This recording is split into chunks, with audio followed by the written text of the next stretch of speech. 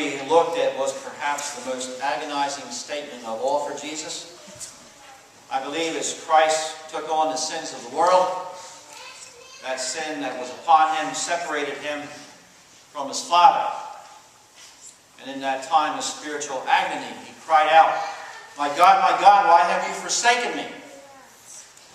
Christ experienced that spiritual agony of being separated from his Father, so we wouldn't have to be. Today we look at the fifth statement, and it comes from the Gospel of John chapter 19, verses 28 and 29. Later, knowing it all was now completed, and so that the Scriptures would be fulfilled, Jesus said, "I am thirsty." A jar of wine and vinegar was there, so they soaked a sponge in it, put the sponge on a stalk of the hyssop plant, and lifted it to Jesus' lips. "I'm thirsty." Such a simple and short statement, isn't it? Have you ever been thirsty? I mean, really thirsty. I mean, so thirsty that your lips were chapped, and your tongue feels thick, and your throat is so dry that you can't even make a sound. The average American drinks 54 gallons of soda a year. Probably more than that. 25 gallons of beer.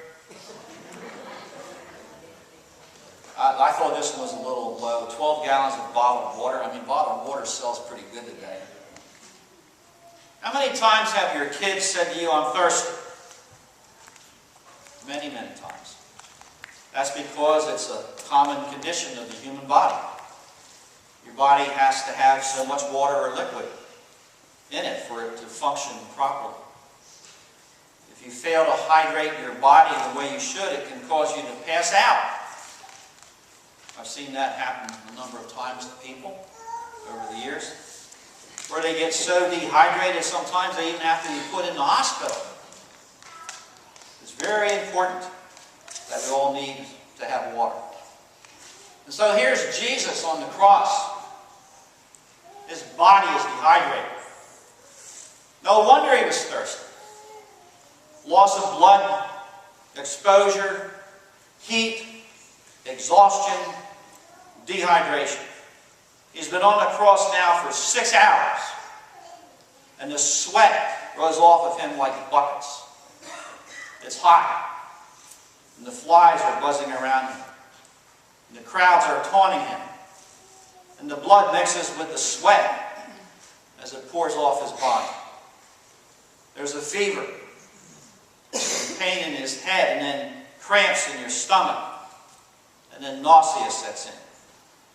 And your lips then go dry, and your tongue gets swollen and thick, and your throat feels like sandpaper. And then your vocal cords swell up, and you can hardly whisper.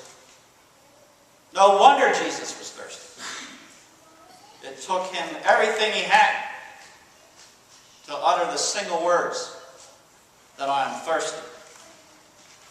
There's an interesting side note here, is that when the soldier gave him the sour wine, it was on a hyssop reed that they had put the sponge on. Some people think that it was mistranslated because the hyssop reed is only a stalk, like strong grass, and probably only 2 feet long. But when we go back to the very first Passover, it was hyssop branches that they were supposed to use to put the blood of the Passover lamb on their doorposts. It was the blood of the Passover lamb that saved the people of God. And here was the blood of Christ that would save the world from sin. It's one of the details that John tells us about that the other Gospels don't tell us about. And of course, John was the last Gospel written. And so I'm sure that there were some things there he wanted to make sure that were known. And that gave him the opportunity to do that. John recorded it this way for 3 reasons. The first reason is Jesus really experienced a real and physical humanity. When John was writing his gospel around about AD 100, there was a certain tendency had arisen in religious and philosophical thought called Gnosticism. And one of its great tenets was that the spirit was altogether good and that matter was altogether evil. And then certain conclusions followed. And one was that God, who was pure spirit, could never take upon himself a body because that was matter, and matter was evil. And so they therefore taught that Jesus never had a real body. They said it was a phantom body. They said, for instance, that when Jesus walked, his feet left no prints on the ground because he was pure spirit in a phantom body. And they went on to argue that God could never really suffer, and that therefore Jesus never really suffered, but went through the whole experience on the cross without any real pain. And when the Gnostics thought like that, they believed that they were honoring God, and that they were honoring Jesus. But they really were destroying Jesus. If he was ever to redeem man, he must be man. He had to become what we are in order to make us what he is. In William Barclay's Bible series, he states that he believed that it's why God inspired John to write what Jesus said here. He wanted John to show people that the pain that Jesus went through on the cross was real. He wanted to show that humanity and the suffering of Jesus was real, and that Jesus' thirst was also real. And when Jesus went through the temptation in the wilderness for the first 40 days, the hunger that Christ went through for that period of time was real. That's why Satan tried to tempt Jesus to turn stones into bread. Because Satan knew that Christ was fully human and experiencing the pain of hunger like any human being would who hadn't had any food in 40 days. That's why Satan took him to the highest point of the temple and tried to get him to throw himself off the temple and test God, who would save him. Why would that be such a big deal if Christ's body weren't capable of being crushed and broken in a jump like that?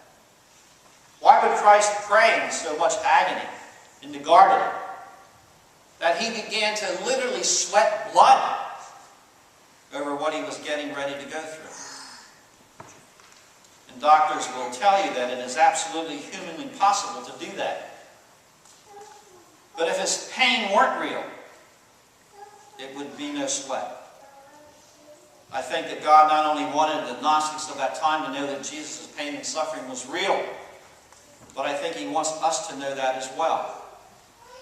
The physical pain and the torture that Jesus went through, he went through all of that for you and for me.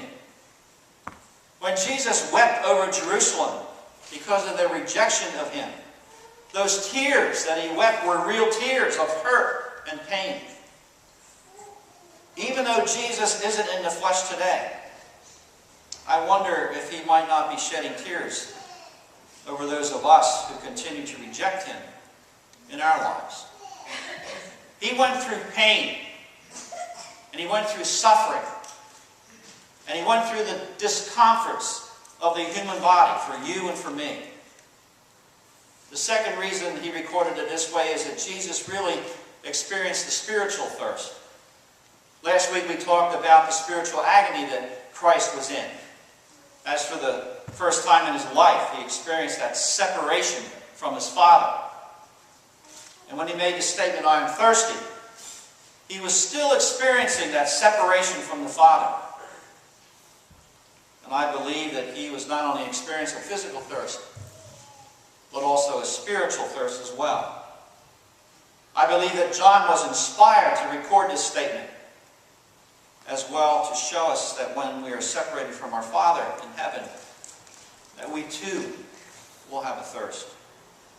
Just like God made the human body to have so much water and liquid to function properly, he also made our soul in such a way that it needs to have that connection with God.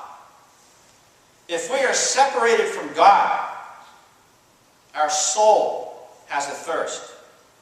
There's an empty spot that can only be filled by God. No matter what we do, there's nothing that can take away that emptiness. Listen to the author of Psalm 42. As the deer pants for the streams of water,